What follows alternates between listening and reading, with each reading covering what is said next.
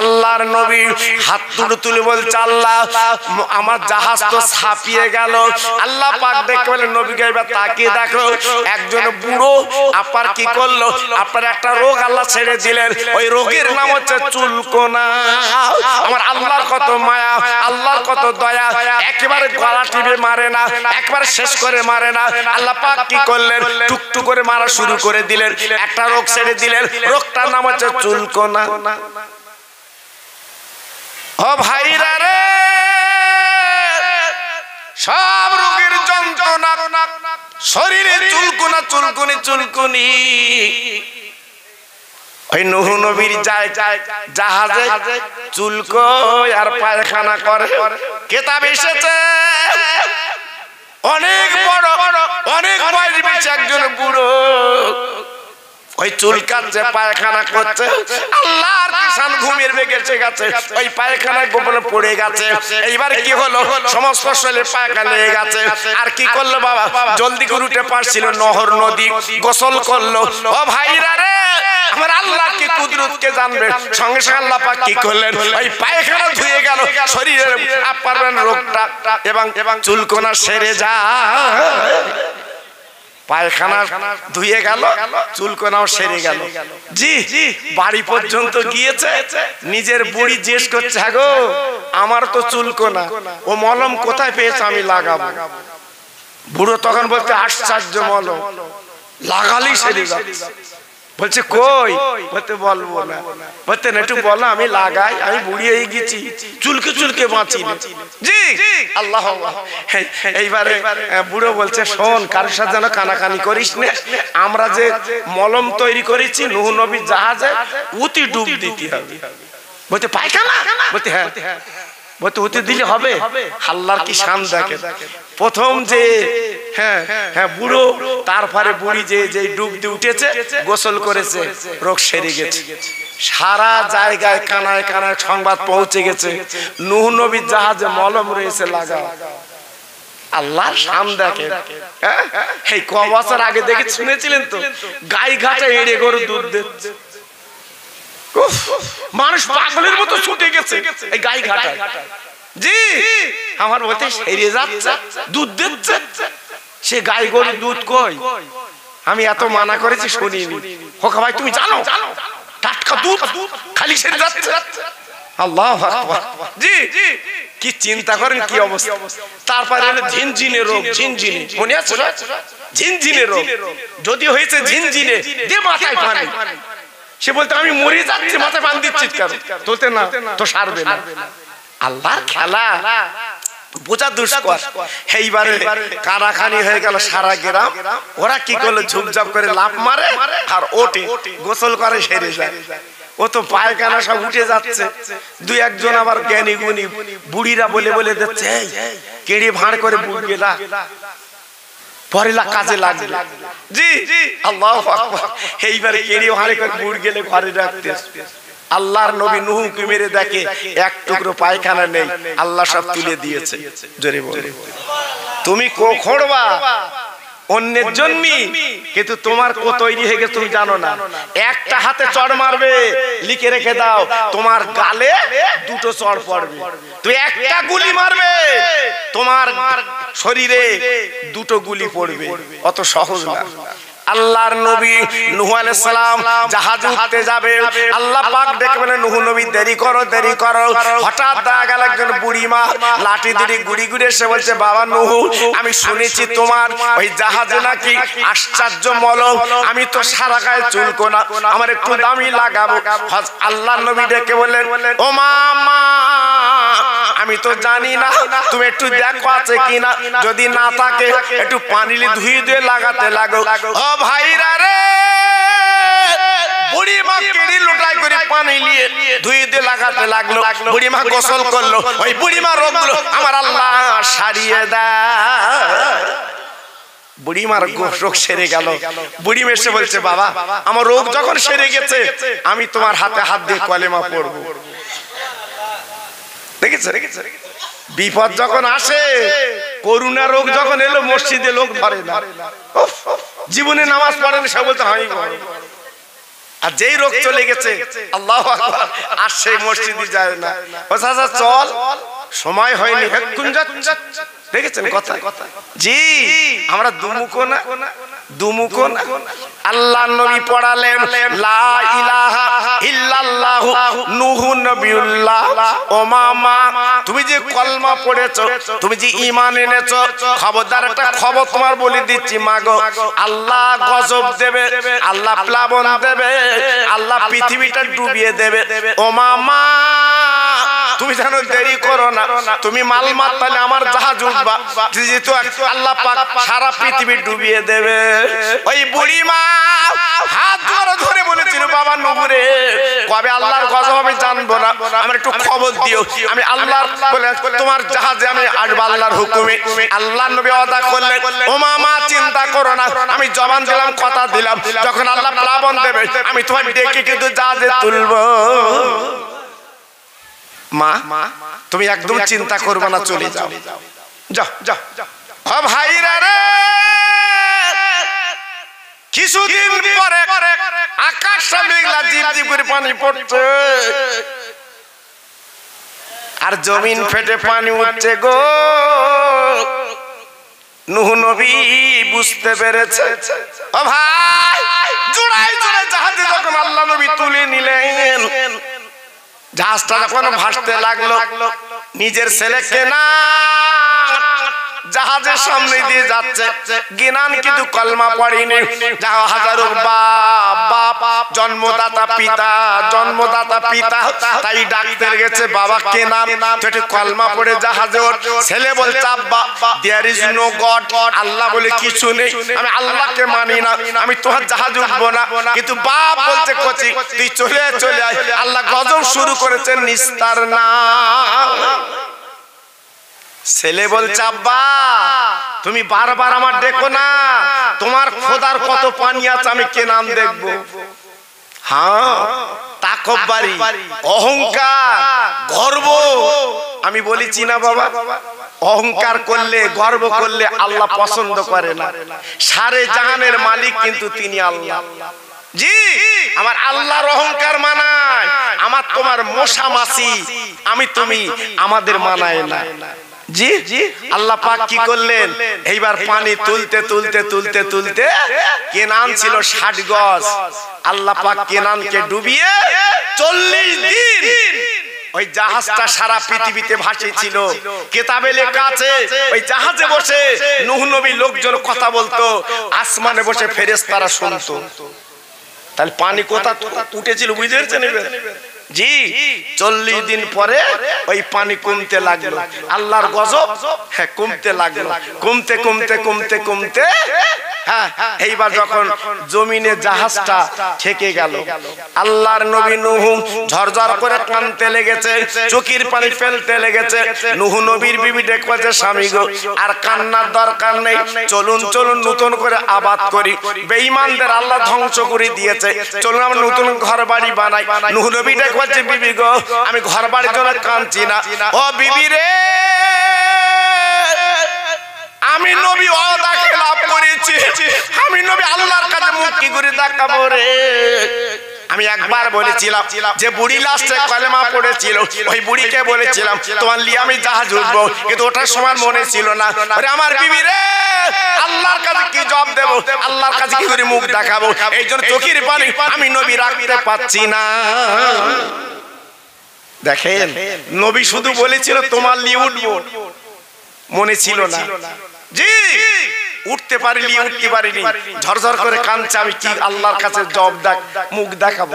আর আমরা কত আদা খেলাপ করছি বাবা, এই মুসলমান, কত আদা খেলাপ করছি।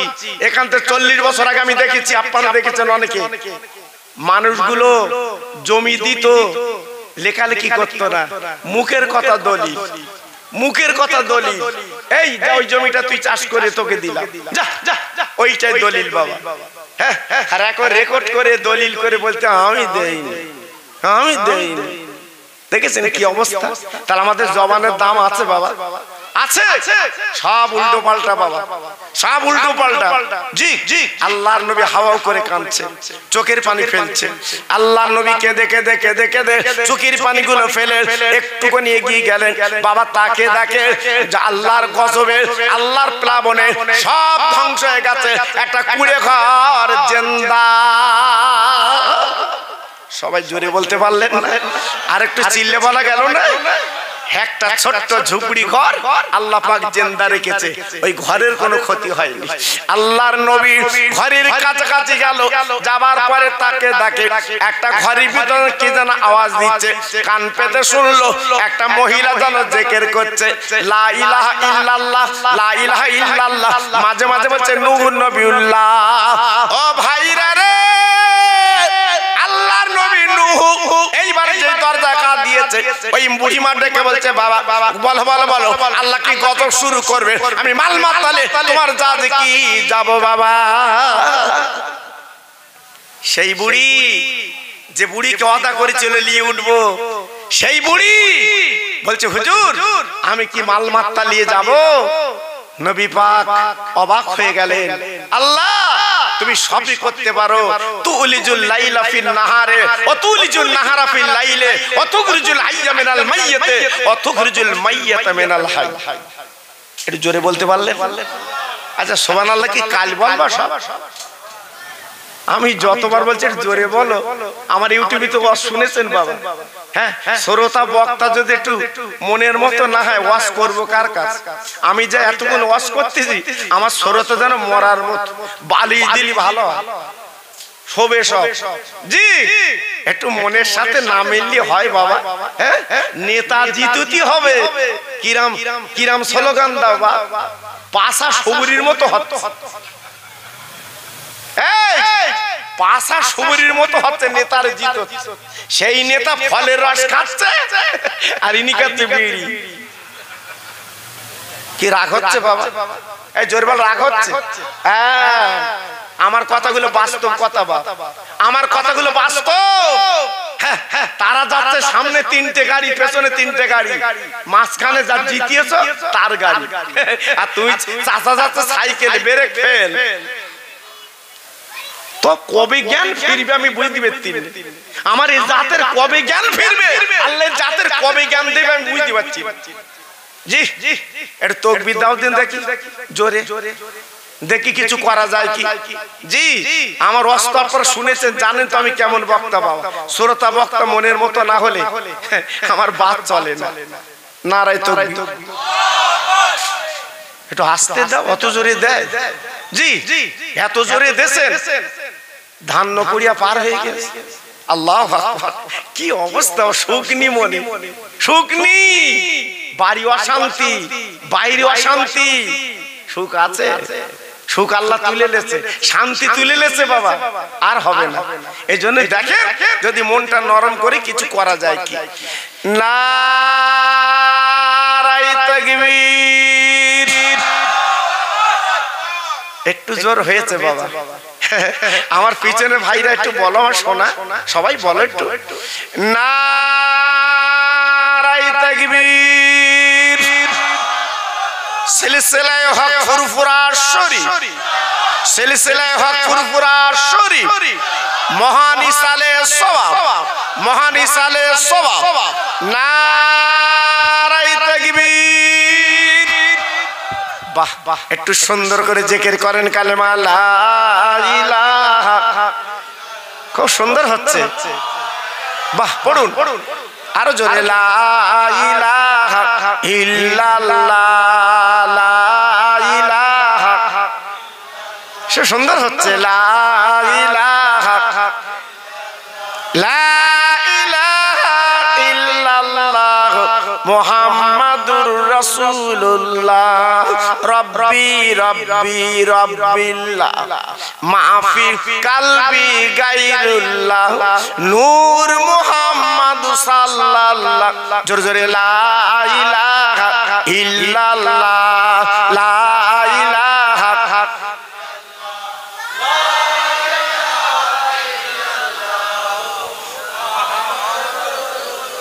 একটু দরদ দিয়ে পড়েন, আল্লাহুম্মা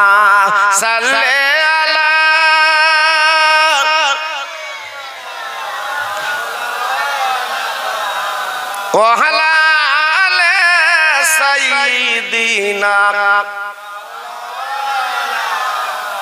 খেতে দেব খেজুর মেথি ক্ষুধা যদি পায় দুম্বার দুধ পাতার ঠোঙায় দেব পিপাসা তোর মোহাম্মদের দেনা আম্মা সঙ্গে নিয়ে যায় মেষচরণে ময়দানে মা কোনো যে ভয় নাই জোরে জোরে আল্লাহুম্মা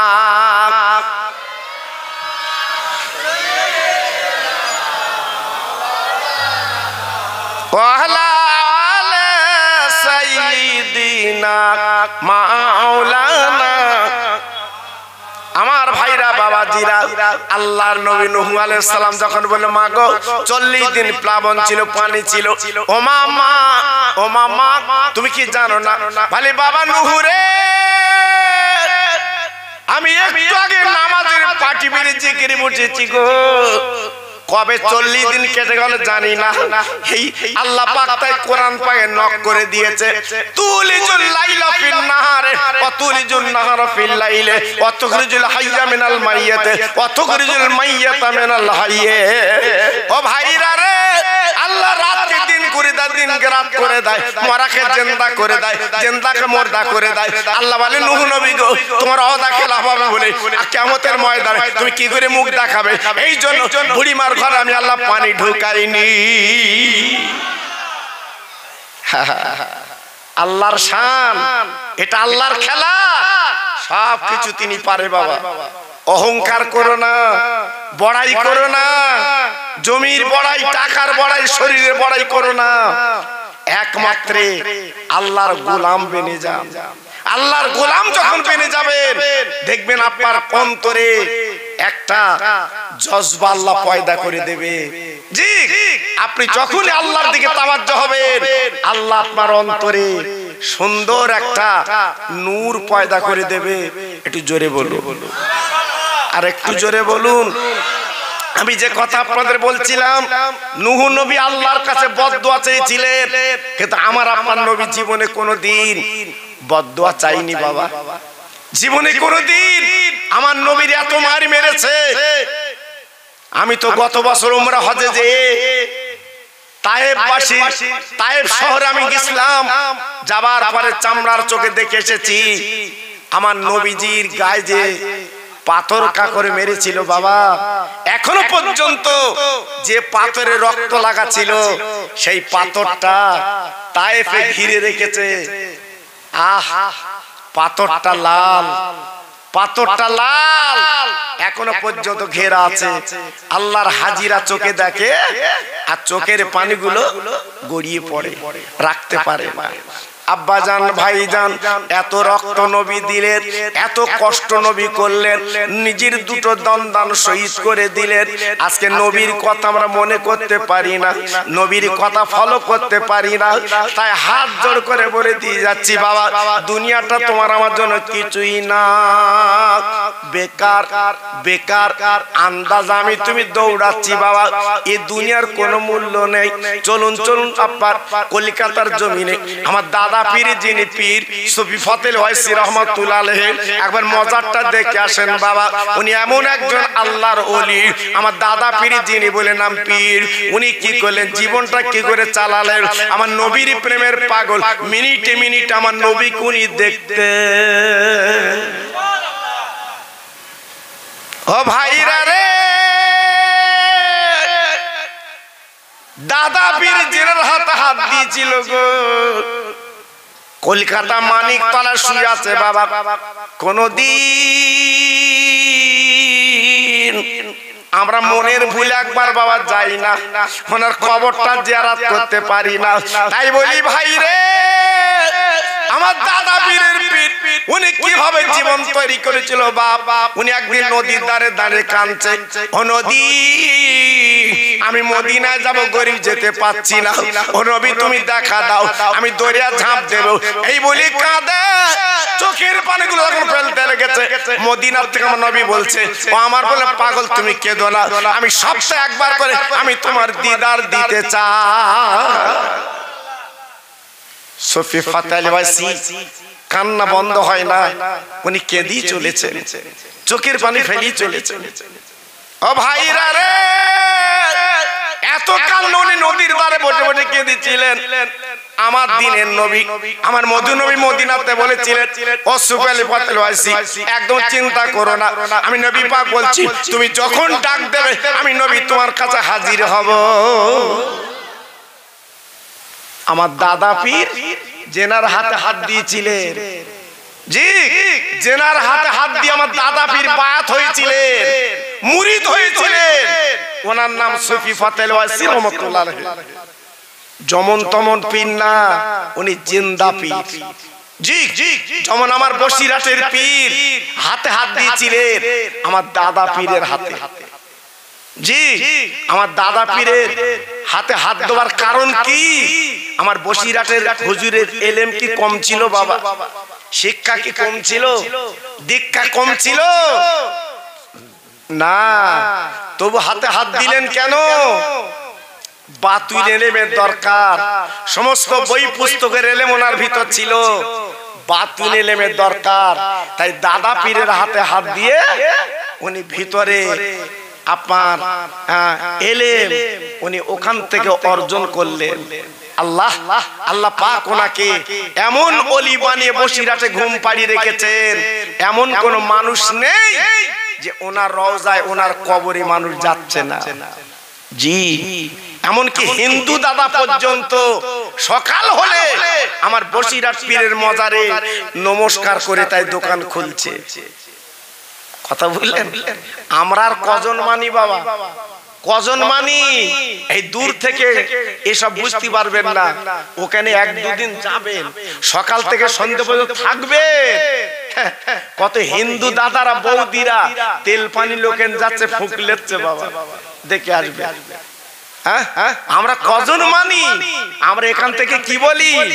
বসিরহাটের হুজুর আওলাদরা কাঁটা কুলে বইয়ে বলতে টাকা দাও, টাকা দাও, ওরা টাকা ছাড়া কিছু চেনে না। এই ঢেকি দেখে বাদলা বর্ষাইলি তুমি থাকবে কোথায়? হুজুরের মজার জিয়ারত করতে যাচ্ছ, একটা থাকার জায়গা তো দরকার। তা তারা একটু গাড়ি একটু বাড়ি করেছে, তোমার চোখ লাটাচ্ছে কেন বাবা? তোমার চোখ লাটাচ্ছে কেন? আজকের এই বাড়ি টাড়ি গুলো করেছে বলে আমরা যে একটু তো আশ্রয় পাচ্ছি বাবা, থাকতে পাচ্ছি। আমার বসিরহাট হুজুর আওলাদরা এই যে কিতাব পুস্তক গুলো আমার বসিরহাট পীরের আজকে ওনারা ছাপিয়ে আমাদের ঘরে ঘরে পৌঁছে দিচ্ছে, এগুলো ভালো কাজ না? ভালো কাজ না?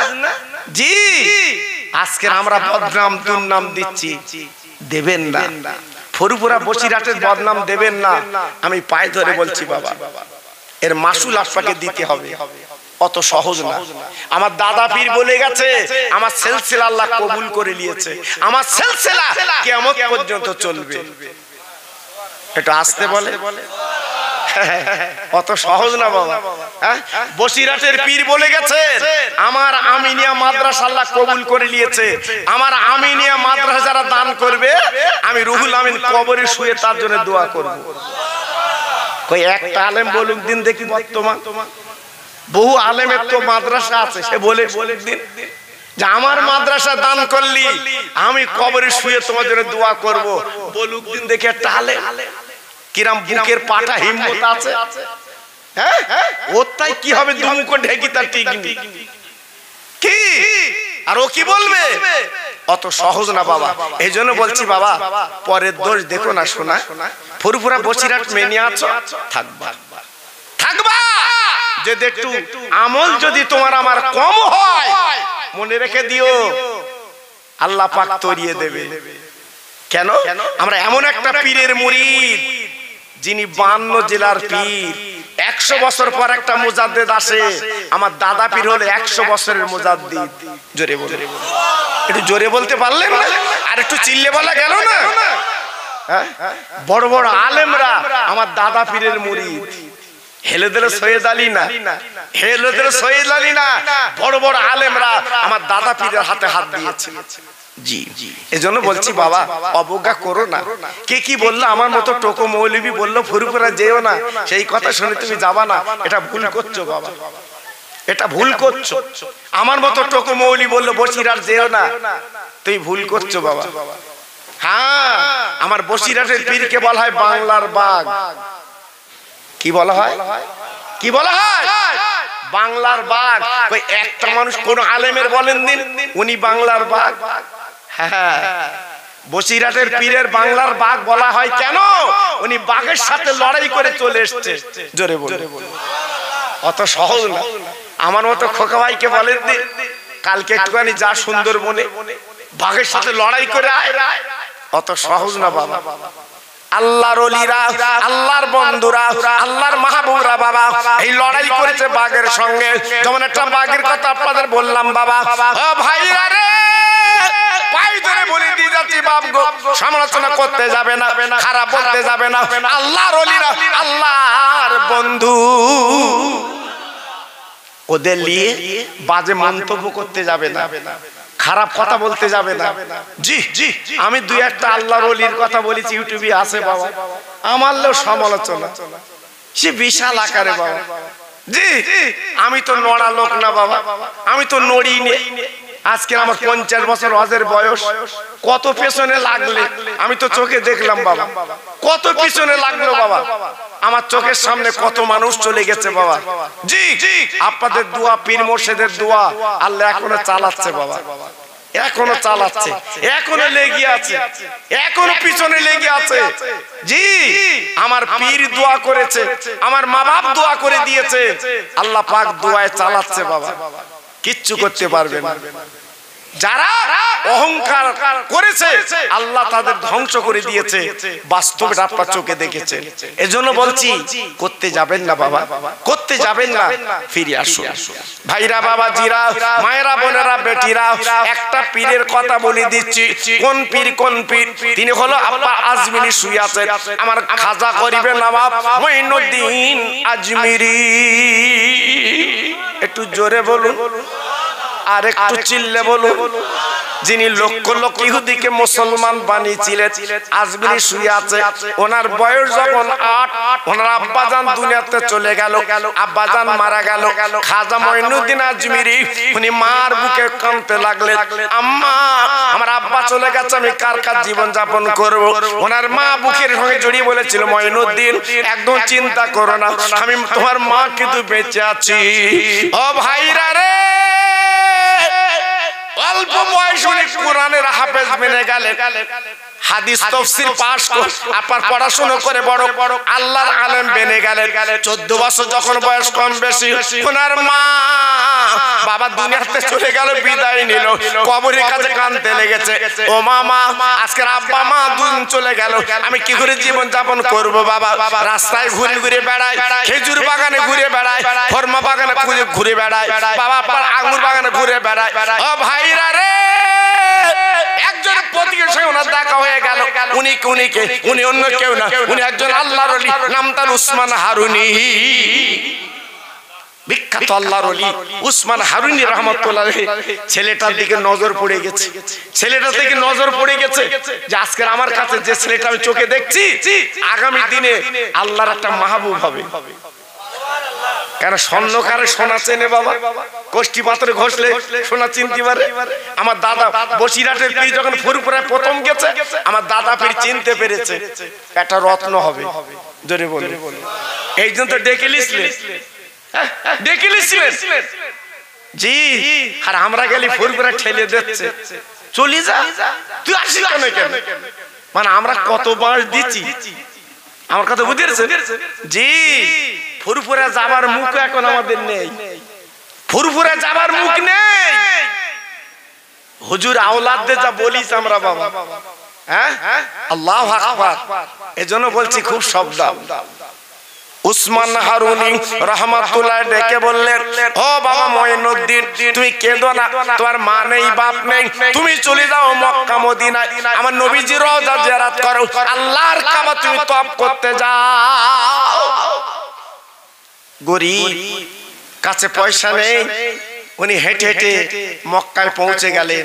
জোরে বলুন, সবাই মিলেমিশে বলুন। আল্লাহর কাবা তওয়াফ করলেন 7 বার।